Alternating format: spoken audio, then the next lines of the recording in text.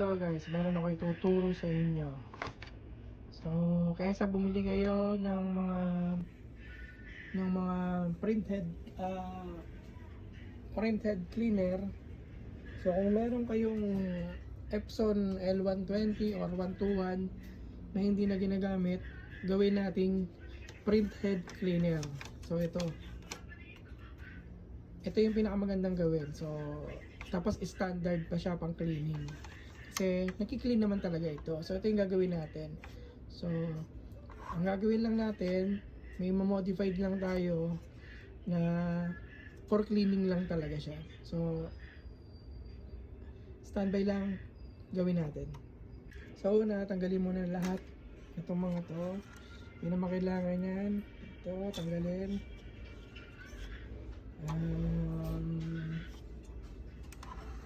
Ito lang ang ititira nyo. Itong motor sa likod. Yan, yung dynamo sa likod. Yan lang yung ititira nyo.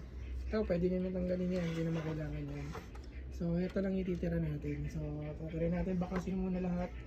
Hanggang sa ito lang yung matira. Ito, dapat meron din kayo na ito adjustable. Kaya 12 volts to 15 to 20 volts. So, dapat kaya. Ito yung gagamitin natin para dito sa motor. Pang ikot nun. So, ito, lalagay din natin to. So, ito, kumuha ko ng wire. Same lang sa Epson. Ang gagawin nyo lang, diba dito yung positive, ito yung negative. So, gagawin nyo, babaliktarin nyo yan. Itong black na wire, ito yung gagawin yung positive. Tama. Ito yung gagawin yung negative. Yan. Gagawin nyo siyang negative wire. Parang paganto na siya. Basta pabaliktarin nyo.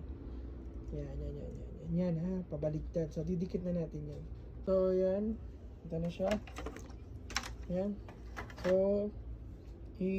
ayusin nyo na lang kung paano diskarte nyo.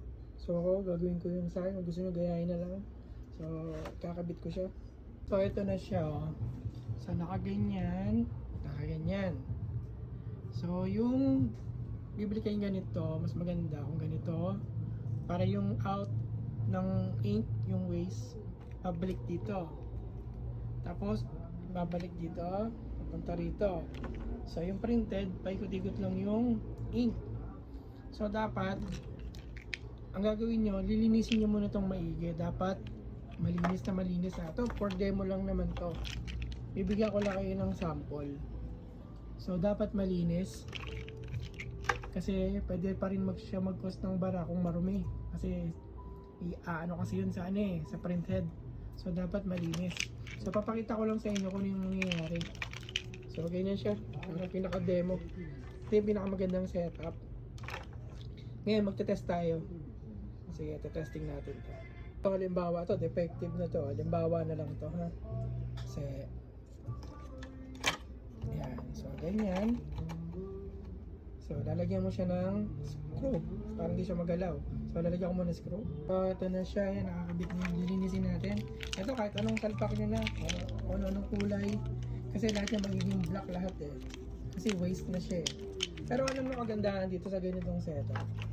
May filter to, may filter to. So, hindi basta-basta to magbabara.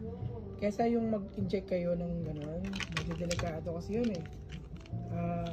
Kung ano man yung ipinasok na dun, yung may lalabas yun.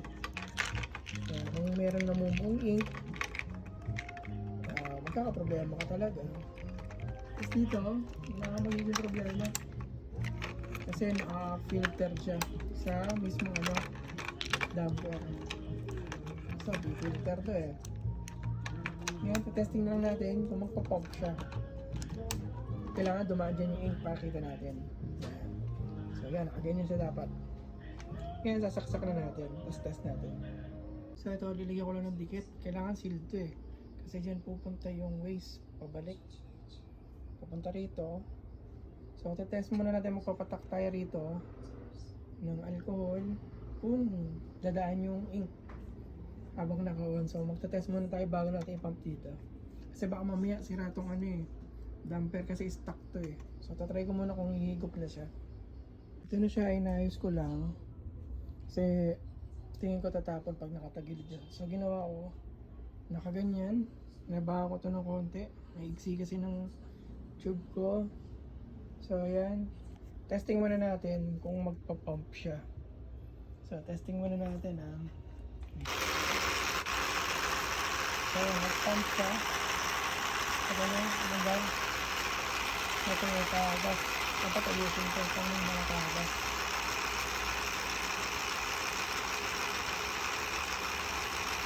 May ano kasi ito eh.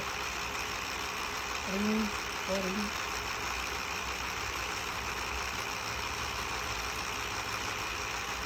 So, yan eh. May kagas siya doon. So, testing natin kung hihigit na siya. So, dapat humigit na siya ng ano. So, yan. Kunwari, ito yung ink. Lalagyan mo ito dito. Dapat humigit na yan. So, dapat pag higit niya, kainin yan. So, yan, humigit naman.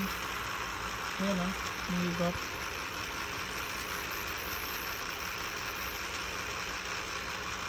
So, ayan. Paikot-ikot lang siya. Ayan o, paikot-ikot.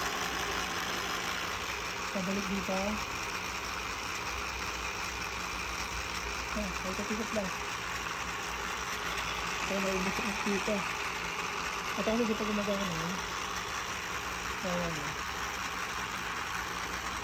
So, pagkita ginagawa mo, dapat tumigit siya.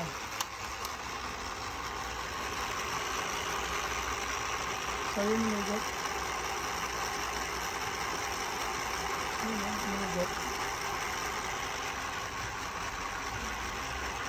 Ayan, tumigit na ito. Ayan, tumigit. So, ayan. Balik-balik lang yung ink. Tumigit. So, ayan siya. 20 volt. Ayan, tumigit na niya, diba? Pag-block na lahat. Ayan. Yung mga waste na pabupunta rito pabalik.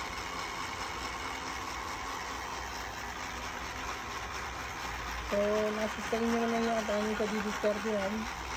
May mga additional pa kayo, pero ako share ko yung idea. Paano gumawa na ano, ng DIY na head cleaner. So, ayan siya. So, ayun. Try nyo, baka makatulong.